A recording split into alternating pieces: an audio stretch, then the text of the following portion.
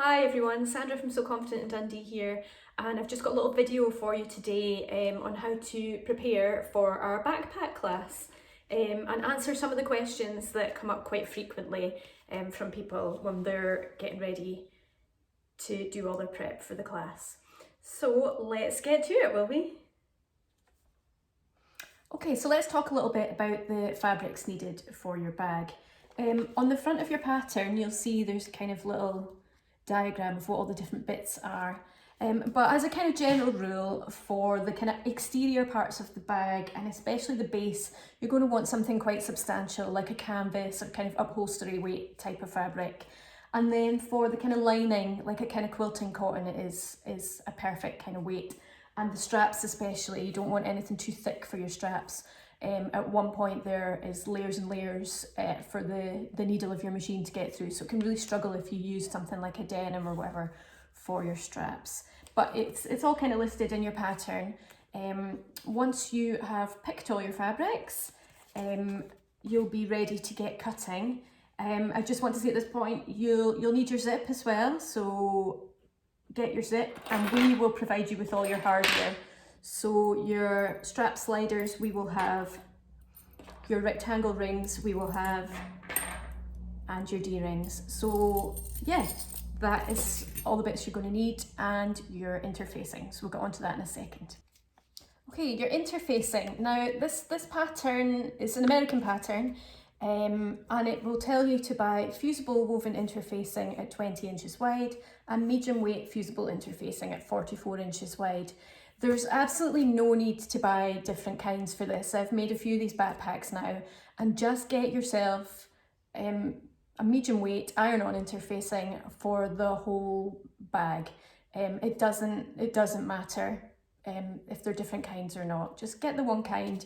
About a couple of meters, it depends on the width of the interfacing that you buy, but if it's quite wide, yeah, a couple of meters should be plenty for your bag. But no need to buy all the different types, just get the one medium weight fusible iron-on interfacing, and that will do you. When it comes to start cutting, this is where a lot of people get confused. If you're used to dressmaking or whatever, your pattern will normally be pattern pieces that you pin on or draw around or whatever, however you do it. When you come to kind of quilting or bag patterns, they tend just to be a big long list of measurements, and that instantly confuses quite a lot of people. So what you're going to need to do is draw all these pieces on the back of your fabric and then cut them out. That page that I just showed you in the front here has all the cutting instructions. To be honest, I find it a little bit confusing reading this. What I would do is get your label page from the back.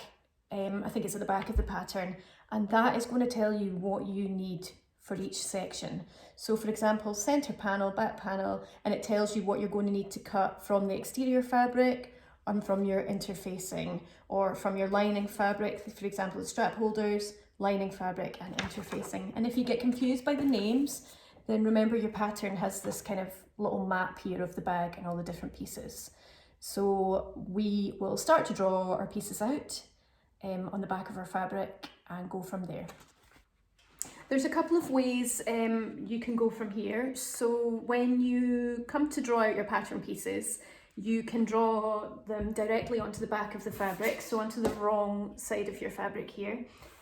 If you think you're going to make a few bags, you can use some pattern paper or some tracing paper, draw them all out on there, and then use them as pattern pieces, so you don't need to keep measuring it out each time. But for the purposes of this, I'll just pick a piece from here and draw it out to show you.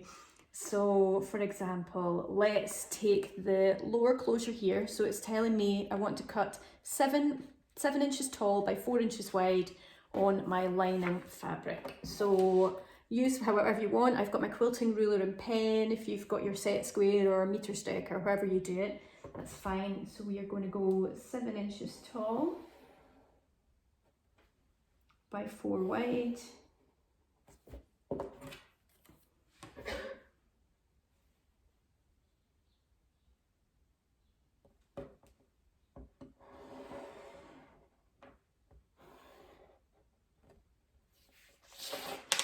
So that's my piece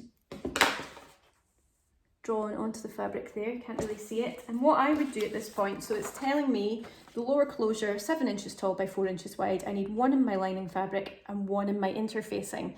What I would do at this point is cut out the square that I've just drawn onto my fabric, and then I would get my interfacing and just use that as a template, pin it on, draw around or cut around that.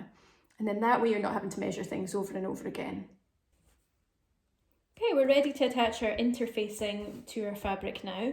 So you're going to take your fabric and put it wrong side up. So the right side of your fabric is going to be down towards the ironing board. And for those of you who haven't used interfacing before, you'll see that one side has a slight shimmer to it, or sometimes dots. That's the side that's got the glue, and the other side is just nice and plain. So you're going to put the glue side to the wrong side of your fabric pieces here. You want to make sure that your iron is on a medium to low heat. Anything else is going to melt that interfacing. And then what you're doing is just holding it on and moving it along for a few seconds at a time. Just check the instructions of the interfacing that you've purchased. Sometimes it will have a tea towel between that and the fabric. Sometimes it needs a bit of steam, sometimes it doesn't. So just giving it a press and hold, and then once it's cooled, just give it a wee feel. If it starts to still peel off, it means it's not stuck down long enough, so you can just go back down over that part there. And you're going to do that for the whole pattern, all those pieces. When you've got all your pieces cut and interfaced, I would definitely use these little labels and just clip them on so that when you come to class, you know which part each one is, and it just keeps you right as you go. They're very, very handy, so definitely make use of them. Once you've got all your pieces cut and interfaced, that's you ready to come to class. The only other thing I would say that a lot of people get confused about is the interfacing on the straps. I think in the pattern she uses an interfacing that is quite short, so it tells you to cut 2 pieces of interfacing and put them side by side on the strap. If your interfacing is nice and long, just cut it the same as the strap. A lot of people get confused and don't know what that means. But any questions, just get in touch with your studio that you're going to the class and they'll be able to answer it. And look forward to seeing you there. See you soon. Bye bye.